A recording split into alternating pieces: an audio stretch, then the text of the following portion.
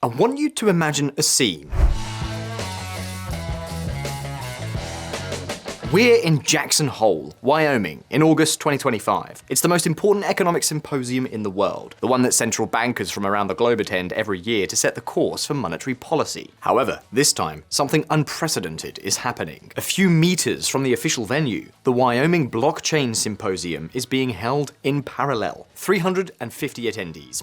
Among them, Eric Trump, the president's son, and also two Federal Reserve governors, Michelle Bowman and Christopher Waller. Representatives of traditional monetary power, sitting alongside evangelists of the crypto world, competing directly for attention with one of the most historically important meetings on the planet. The image says it all. What has happened in the United States over the last year has not been a minor regulatory adjustment, it has been a cosmetic concession to the crypto world. For many, it has been a paradigm shift, one of the Donald Trump administration's major strategic gambles that has gone largely unnoticed, despite linking public debt to the dominance of the dollar, monetary policy, and the future of the global financial system. The centerpiece of this bet: stablecoins. All of this is what we can refer to as Trump's crypto expansion, one of this administration's major projects, which, as I said, has received very little attention, and yet it could have a huge impact on the markets. So let's talk about exactly what they're doing and what consequences it may have for all of us. Stay tuned, because this is not just about cryptocurrencies, it's also about power.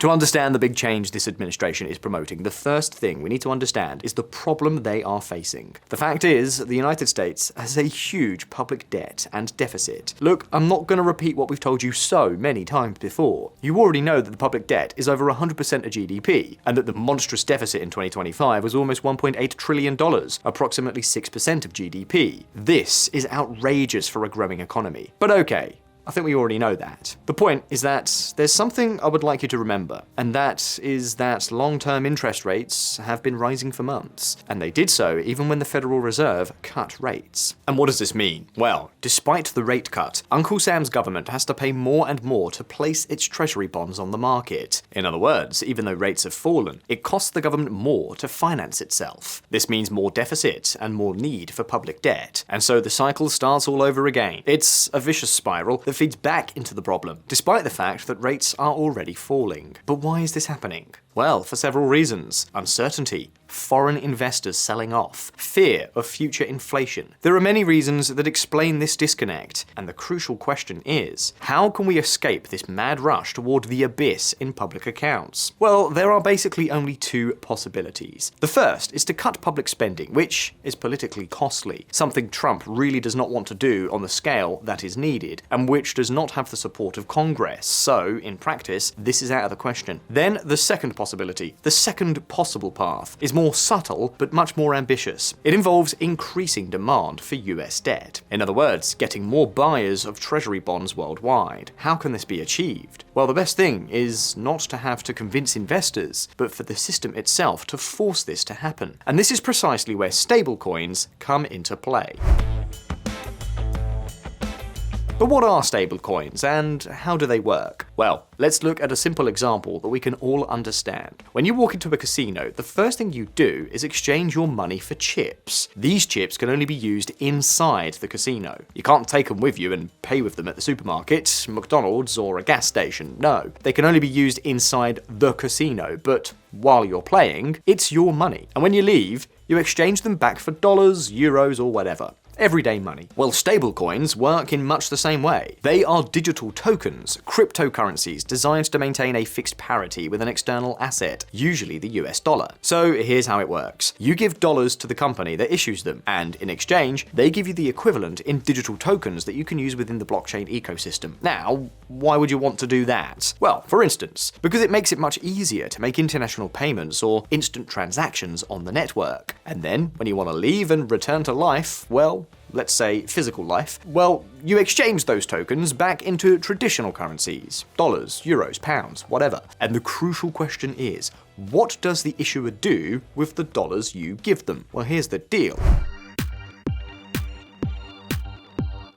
The issuer doesn't keep those dollars under the mattress, but invests them. They invest them in assets that are highly liquid and have relatively little risk, because obviously they don't know when they'll need to dip into them. The result, they almost always invest them in US Treasury bills, repurchase agreements, money market funds, and similar assets. In this way, the issuer collects the interest generated by these investments without paying anything to the stablecoin holder. That is the basis of this entire business model, which is growing like wildfire. Because look, the current stablecoin market is worth around $300 billion. There are two major players. The two major players are Tether and Circle. Together, they represent the vast majority of the current market. A market that projections suggest could exceed $3 trillion in the coming years. In other words, we're talking about a tenfold increase in a very short time. And guess what? This is where we get right into the federal government's plan. Have you heard of the Genius Act? Well, it has a lot to do with everything we're talking about. Pay attention. Fuel for the US debt. We're getting to the heart of the matter. In June 2025, Trump signed the Genius Act, a new regulatory architecture with enormous implications. Because look, this law establishes for the first time a comprehensive federal framework for regulating payment stablecoins in the United States. It allows both banks and qualified non-bank entities to issue stablecoins, provided they meet a series of requirements. And these requirements are the key to this whole story. First, full backing. Each stablecoin must be backed one-to-one by reserve assets. In other words, in practice, $1 of reserves for each token in circulation. Second, the permitted reserve assets are limited to a very specific list: cash, deposits, treasury bills with a maximum maturity of 93 days, treasury bond-backed repos, reverse repos, government money market funds, Federal Reserve deposits, and tokenized versions of all these assets. And if you look closely, you will see that liabilities linked to the US government stand out above all else. Third,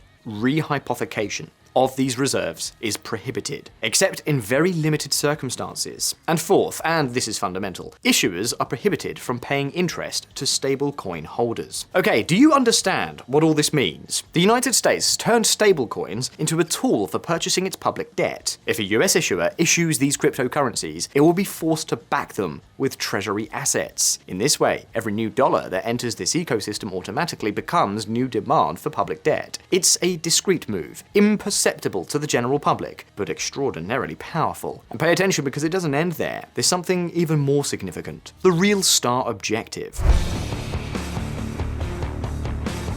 You see, when someone buys a US Treasury bill, as with any asset, the dollars used to pay for those bills are, logically, immobilized. The investor cannot spend them because they no longer have dollars on their balance sheet, but rather a Treasury bill. It is savings. But what happens if the buyer of the debt is a token issuer? In that case, the saver does not have dollars, but they do have a digital token that functions exactly like money. They can buy things with it, they can make transfers, they can pay for services, whatever. With their dollars, they have bought public debt, but they still have all the liquidity. Do you understand what this means? Suddenly, the money supply skyrockets. The government gets demand for its debt, while the liquidity in the hands of buyers is not reduced. And of course, if the stablecoin market is expected to grow tenfold in the coming years, well, do the maths. Do the maths. We're talking about hundreds and hundreds of billions of dollars of new demand for US public debt without this really affecting consumer purchasing power.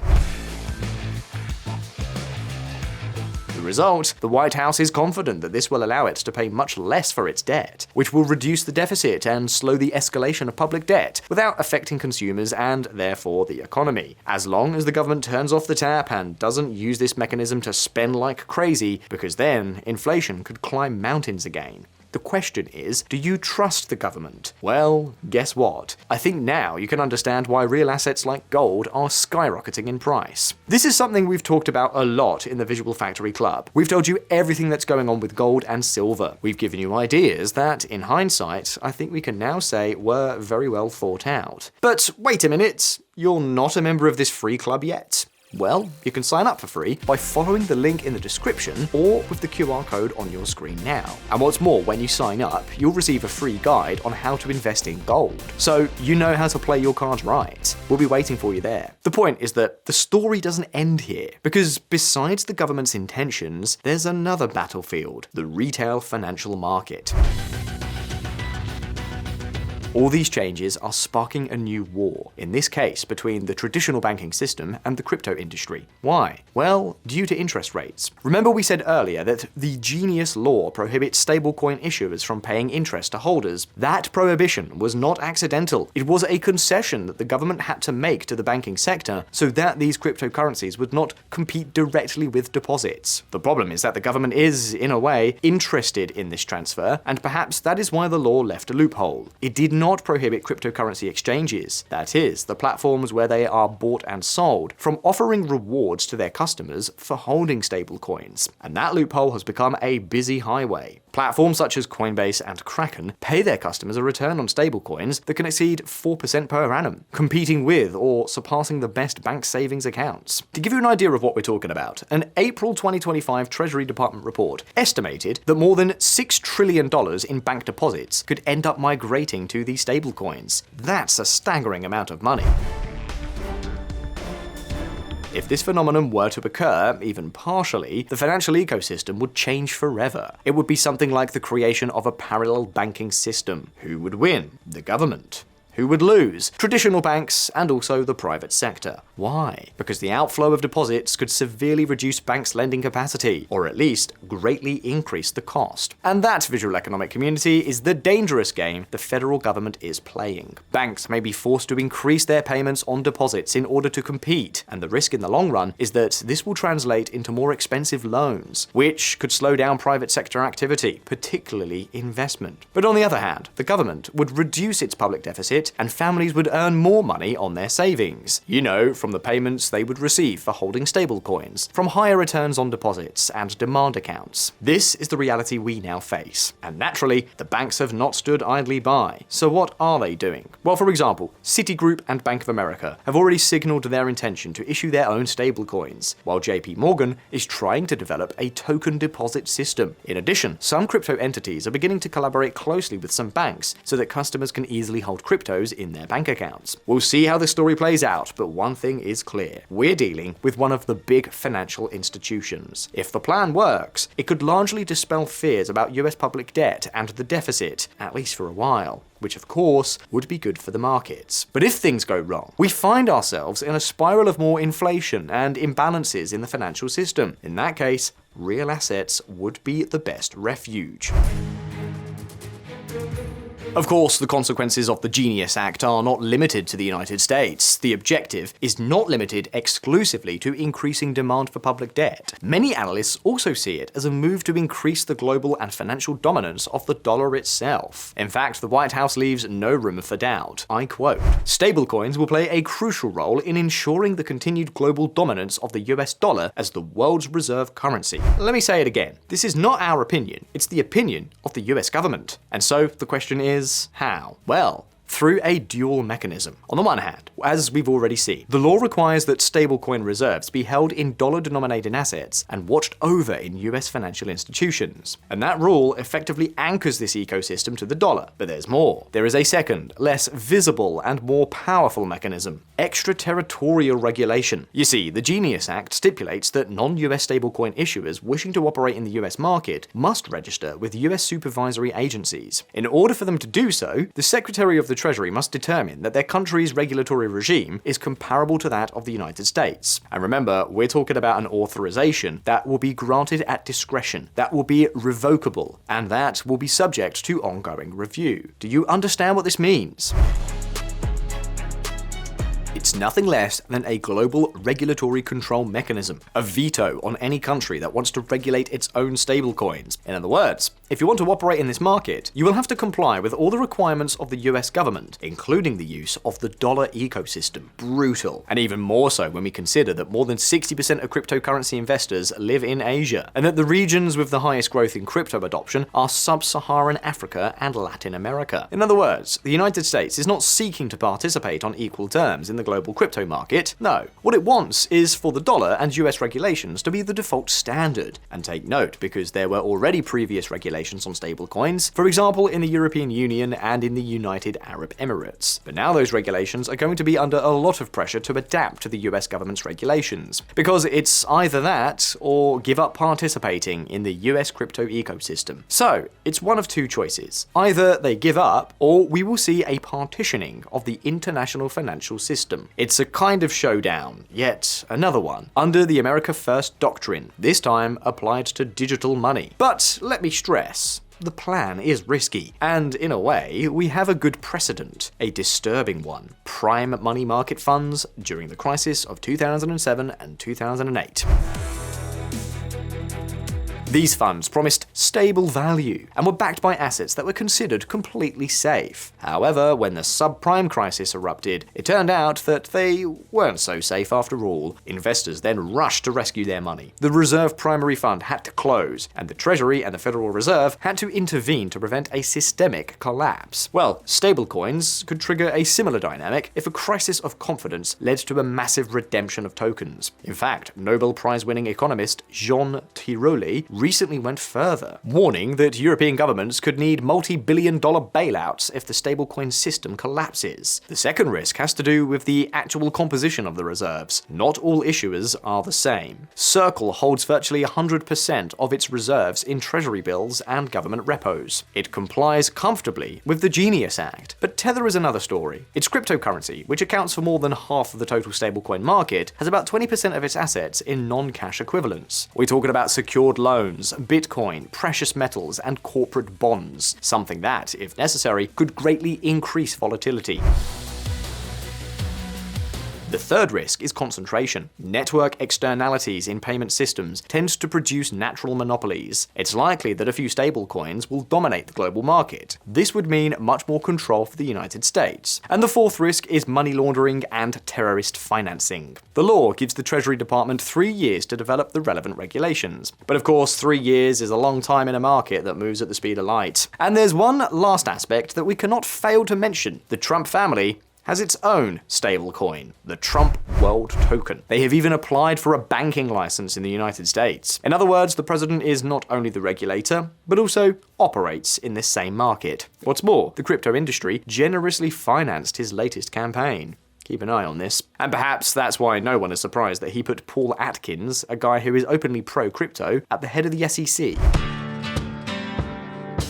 So there you have it. This is the unusual crypto expansion that the Trump administration is promoting. A crypto expansion that has nothing to do with promoting the use of Bitcoin and other pure cryptos, but rather with consolidating the use of the dollar, the demand for public debt, promoting a large monetary boost, consolidating American regulation in the world, and also, incidentally, lining the president's pockets. It's a sophisticated, complex, and ambitious move. If it works, it could solve some of the main structural problems of the US economy in a single stroke. If it fails, it could be a major headache. Systemic.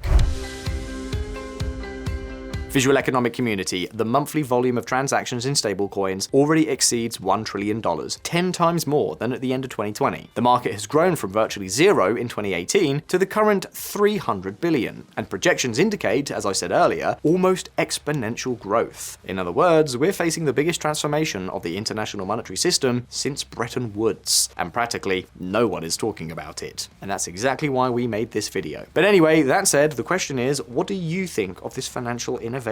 How do you think it will end? Leave your thoughts in the comments, and let's fire up the debate. And of course, if you found this video interesting, don't forget to like it and subscribe to the channel if you haven't already. Take care. I'll see you soon.